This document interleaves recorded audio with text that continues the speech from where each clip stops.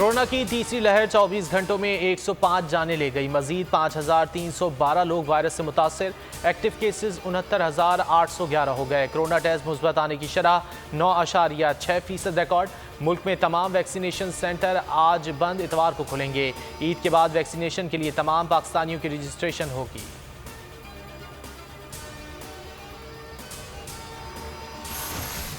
Banking code के बाद sugar scandal में तलबी। जहांगीर तरीन और बेटे अली तरीन आज FIA में तलब कर लिए गए। 5 सवालात की तफसीलात हमरा लाने की हिदायत।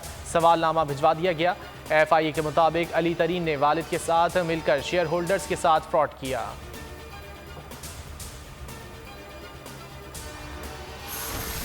तरीन के बाद खुसरो की बारी। FIA ने वफाकी वजीर खुसरो बख्तियार के भाई की शुगर मिल को नोटिस जारी कर दिया।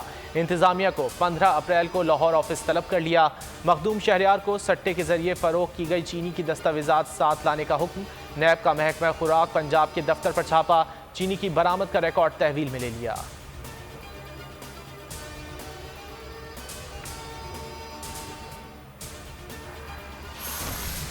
NA 75 डस्का पर ज़िमनी इलेक्शन कल होगा। इंतखाबी मुहिम खत्म। मुस्लिम लीग नून की नौशीन इफ्तिखार और तहरीक इंसाफ के अली असजद मलही में सख्त मुकाबला मुतवक्के।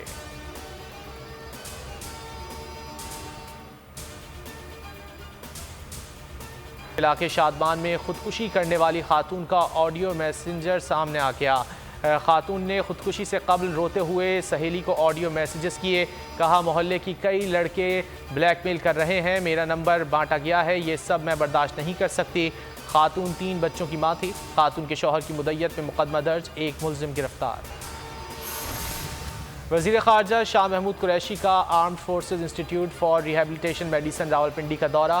फौजी ऑपरेशंस के दौरान ज़ख्मी जवानों से मुलाकात की। कहा, पूरी कौम को मुसल्लह अफवाज और उनकी कुर्बानियों पर फ़ख्र है।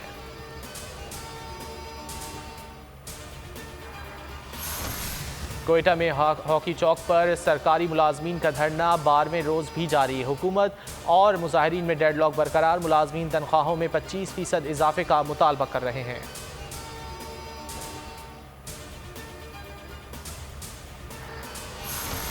वनडे के बाद शाहीन T20 सीरीज़ जीतने के लिए भी पुरअज़्म। पाकिस्तान और जनूबी अफ्रीका के दरमियान 4 मैचेस पर मुश्तमिल T20 सीरीज़ का पहला मार्का कल होगा। मेज़बान टीम के कप्तान टेम्बा बवूमा इंजर्ड।